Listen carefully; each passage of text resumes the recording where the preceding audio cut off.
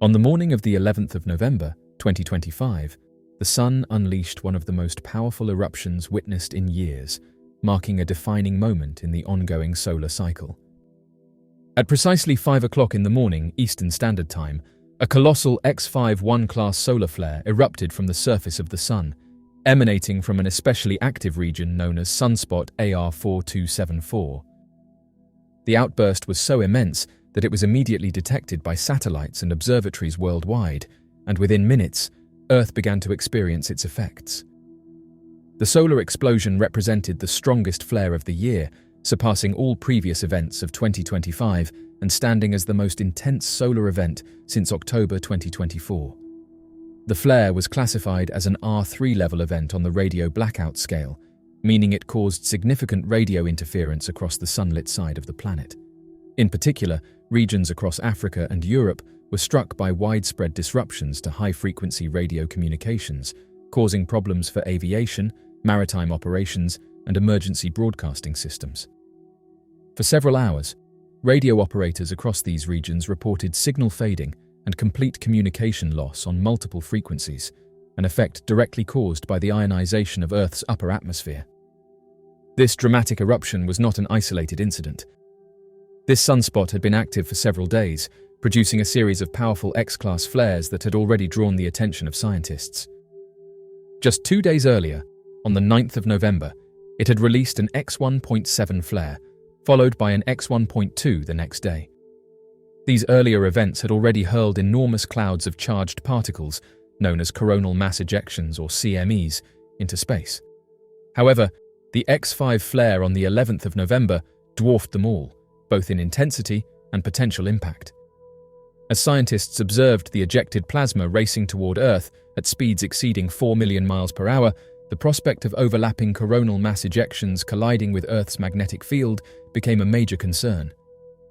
According to the Space Weather Prediction Center, operated by the National Oceanic and Atmospheric Administration, these combined coronal mass ejections were expected to reach Earth by midday on the 12th of November.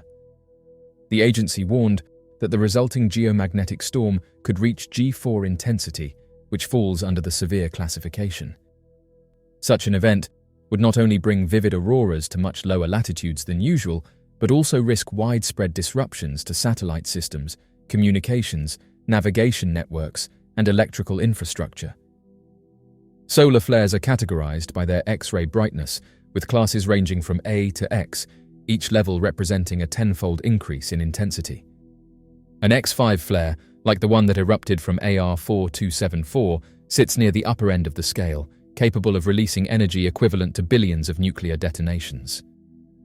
The force of such an explosion sends X-rays and extreme ultraviolet radiation racing across space, reaching Earth in just over 8 minutes. This radiation ionizes the planet's upper atmosphere, disrupting the natural flow of radio signals and creating what scientists refer to as radio blackouts. The visual spectacle on the Sun was breathtaking, but its potential consequences for Earth were far more sobering. When a flare of this magnitude is accompanied by a coronal mass ejection, as was the case with the November 11th event, it poses a dual threat.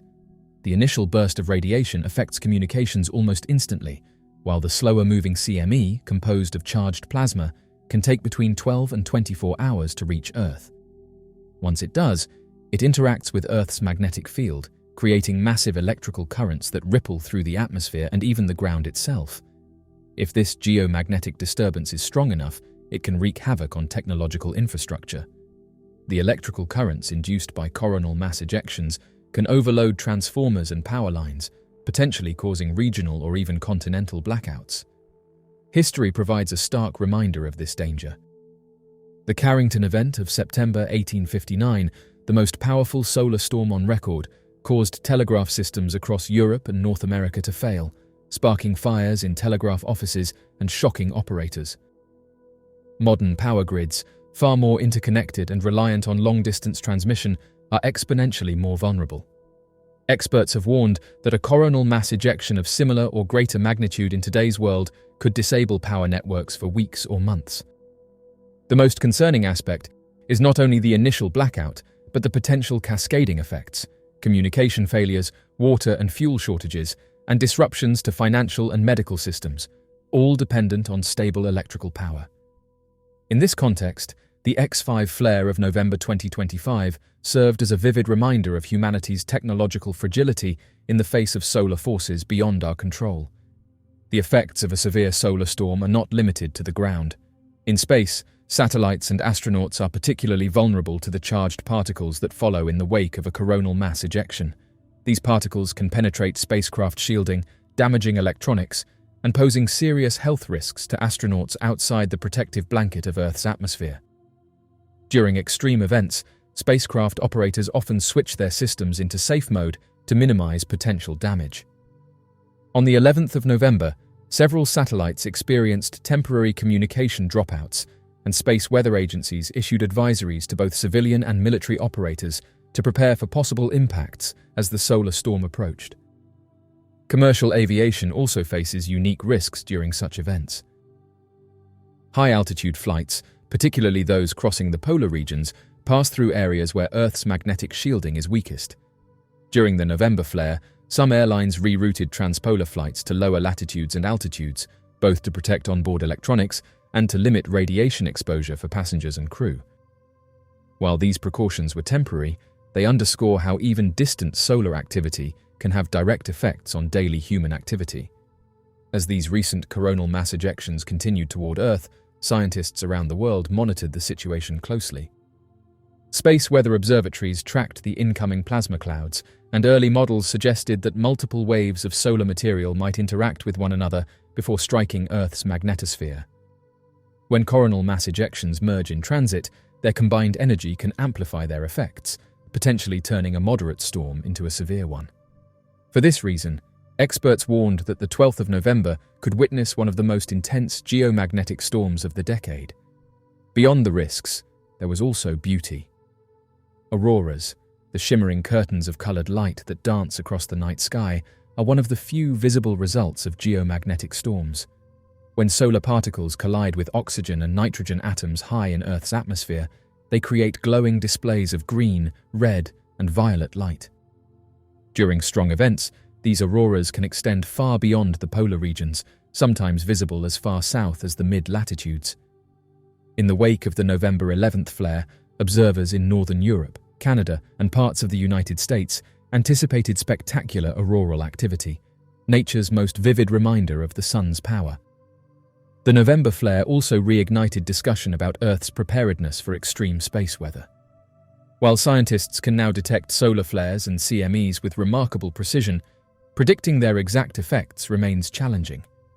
Governments and energy providers have developed response plans, but experts agree that more needs to be done. The reliance on global satellite systems, long-distance power grids, and internet-based communication makes modern civilization more susceptible than ever before. From a physical standpoint, a coronal mass ejection, no matter how large, would not be capable of completely destroying the Earth as a solid body. The planet's mass and gravitational strength are far too great for a solar eruption to tear it apart or vaporize it. The Sun simply does not eject material with enough concentrated energy to physically dismantle a planet from 93 million miles away. However, the danger of a massive coronal mass ejection lies not in planetary destruction, but in the collapse of the systems that sustain modern civilization and the stability of Earth's environment. A sufficiently large coronal mass ejection could cause damage that would change the course of human history. If an eruption similar to the Carrington event of September 1859, or one even more powerful, were to strike today, it could have catastrophic effects on global technology. The Earth's magnetosphere would be violently compressed, allowing streams of energetic particles to penetrate deep into the atmosphere. Electrical currents would surge through the ground, overloading transformers, power lines, and communication systems. Power grids could fail on a continental scale, leaving entire nations without electricity for weeks, months, or even years. Without power, water treatment plants, hospitals, food supply chains, and communication networks would grind to a halt. Satellites would be damaged or destroyed, severing GPS navigation, internet services, and global communication. The radiation from such an event could also harm astronauts and disrupt air travel, particularly over the polar regions. In essence, a supercoronal mass ejection would not annihilate the planet itself, but it could effectively end the world as we know it, the world built on technology, energy, and global connectivity. The long-term consequences could extend far beyond the immediate loss of power and communication. The collapse of infrastructure could lead to food shortages, economic instability, and social unrest. Without reliable power grids, repairing damaged systems would become exponentially more difficult. Experts estimate that rebuilding a global electrical infrastructure after a severe geomagnetic storm could take decades. During that time, humanity would be forced to revert to a pre-electric age, relying on limited local resources and manual systems of survival. While the planet would continue to spin and life would persist in some form, the civilization that humanity has constructed could face near total collapse. In an era of advanced technology and scientific exploration, the unexpected appearance of a massive circular object on weather radar above Mexico has stirred intrigue and speculation. Detected by an online user monitoring atmospheric conditions, this anomaly has captured the attention of UFO enthusiasts and the general public. On a seemingly ordinary day, weather radar systems across Mexico picked up an unusual and massive circular object high above the country. This object, unlike any typical meteorological phenomenon, presented as a well-defined circular formation, prompting immediate curiosity and concern among meteorologists. The radar signature was first noticed by someone who was looking through the application, with them saying that they were monitoring routine weather patterns. The object appeared as a large, circular anomaly with clear edges, distinguishable from the surrounding weather data. Initial assessments suggested that the object was stationary at a high altitude, but its precise nature remained unclear. News of the detection spread quickly through public channels, with online users speculated as to what could have been causing this mysterious anomaly. Social media platforms were abuzz with speculation, and news outlets began reporting on the mysterious object. The appearance of such a distinct and massive object on weather radar has led to numerous hypotheses, ranging from conventional meteorological phenomena to more exotic theories. One of the more mundane explanations is that the object could be a weather balloon. However, this was very quickly rejected due to the size of the object. Certain atmospheric conditions can create unusual radar reflections. However, the precise circular shape and the lack of corresponding visual phenomena make this explanation less convincing. Some suggest that the object could be a military or experimental aircraft. Given the size and altitude, it could be part of a classified operation involving advanced technology. Governments often conduct tests that are not disclosed to the public, and such an explanation could account for the secrecy and peculiar radar signature. Nonetheless, no official statements or confirmations have been made by military authorities. The most interesting hypothesis is that the object is an extraterrestrial craft. UFO enthusiasts have pointed to the precise circular shape and the stationary position as evidence supporting this theory. This object, distinct from any known meteorological phenomenon, appeared on radar screens as a well-defined stationary formation. Its size and shape resembled that of a colossal disk, leading to immediate curiosity and concern among the observers. The object was first detected by a weather radar station, which initially registered it as a potential atmospheric anomaly. However, further analysis revealed that the object maintained a consistent altitude and showed a solid, dense radar signature, distinguishing it from typical weather formations like clouds or storm systems. The anomaly measured over 100 miles in diameter, making it significantly larger than any known aircraft or natural atmospheric occurrence. The detection of such a massive unidentified object has led to various hypotheses, ranging from conventional to extraordinary. The scientific community has traditionally been skeptical of UFO sightings due to a lack of credible evidence. However, the detailed radar data and pilot observations in this case provide a compelling basis for further study. Interdisciplinary research involving radar technology, aerospace engineering, and atmospheric science is crucial for understanding and potentially explaining such phenomena. From a security perspective, the appearance of a massive unidentified object in national airspace is a cause for concern. Many users who saw the anomaly said that the Mexican government, along with international allies, must assess the potential threat posed by such objects. This incident may prompt increased investment in advanced radar and tracking systems, as well as the development of protocols for responding to UAP encounters. Public interest in UFOs has been reignited by this event, highlighting the enduring fascination with extraterrestrial life and unexplained phenomena. The incident has sparked widespread media coverage and discussion, contributing to a growing movement advocating for transparency and disclosure regarding UFO sightings. Governments and scientific institutions may face increasing pressure to release information and conduct open investigations into unidentified objects. Regardless of the object's true nature, its detection has broader implications for science, public perception, and the discourse surrounding unidentified aerial phenomena. The detection of the circular object has reignited public interest in UFOs and unidentified aerial phenomena. This event has been added to the growing list of unexplained occurrences that captivate the public imagination.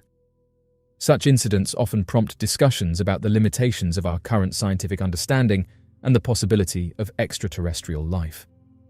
As of right now, the detection of a massive circular object on weather radar above Mexico remains a mystery, challenging our understanding of atmospheric phenomena and the capabilities of current technology. While conventional explanations such as weather balloons, atmospheric anomalies, or military aircraft have been considered, none fully account for the observed characteristics. This leaves the door open to more exotic theories, including the possibility of extraterrestrial origin. Like many other countries in the world, Mexico has seen UFO sightings for many years. However, sightings have been especially frequent there since the early 1990s and the Mexican UFO wave. In the early evening of March 5, 2004, numerous Mexican Air Force pilots saw and recorded 11 unexplained objects flying over Campeche State, Mexico.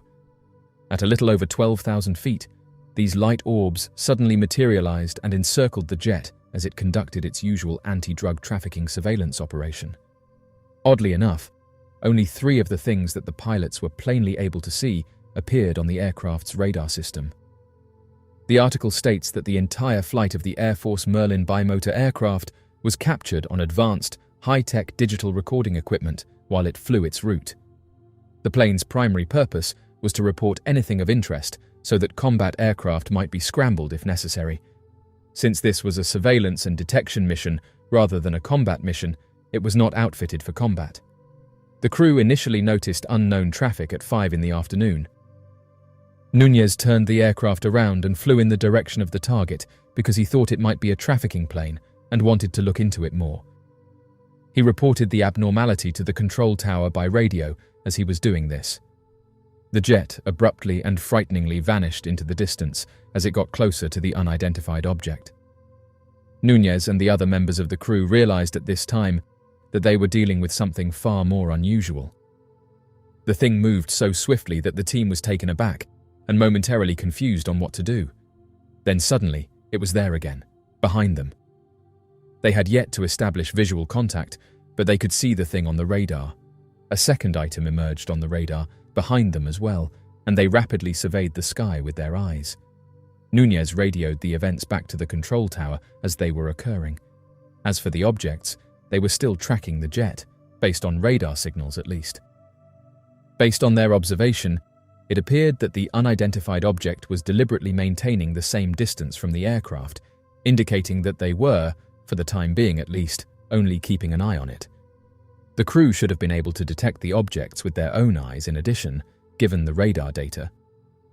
They were all perplexed, though, as visible proof of their airborne presence remained evaded thus far. After then, the aircraft executed a number of prearranged maneuvers in an effort to obtain visual confirmation of the unusual craft. But in spite of this, their radar data plainly indicated that there was something in the skies, and none of the crew was able to see it. They witnessed several additional objects suddenly appear on their radar screens as they persisted in their attempts to detect these mysterious things visually. Things were going to get rather dramatic. The crew took a moment to collect themselves before realizing that 9 new objects had emerged on the radar screen, indicating that 11 unknown things were now pursuing their aircraft, none of which they could currently see. Núñez reported these additional arrivals right away, starting to seriously consider the danger he and the crew could be in at this point.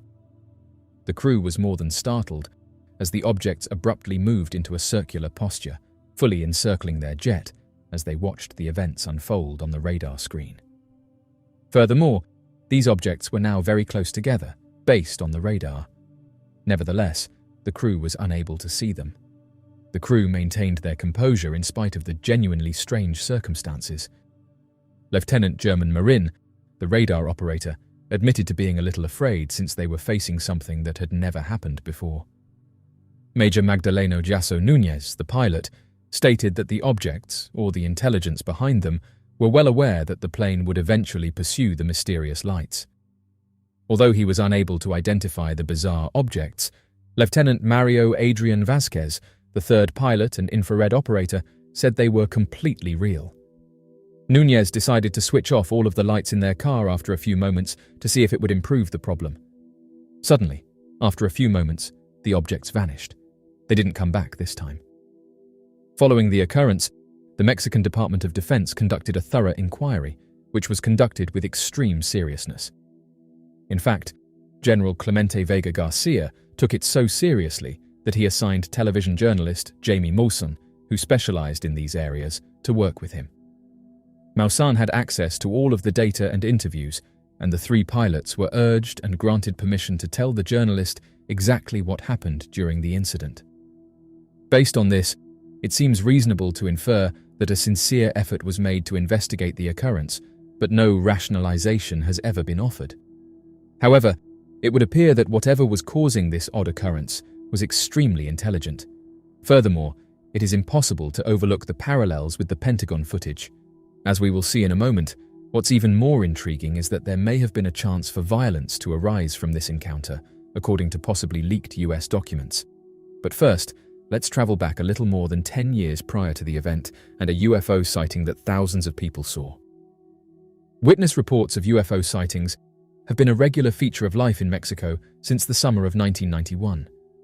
Most people think that the event that started this ongoing wave of sightings happened on July 11th, 1991, in the afternoon, when many strange flying objects were sighted over Mexico City for several hours, and thousands of individuals saw these sightings all around the city, and the Mexican government finally looked into them.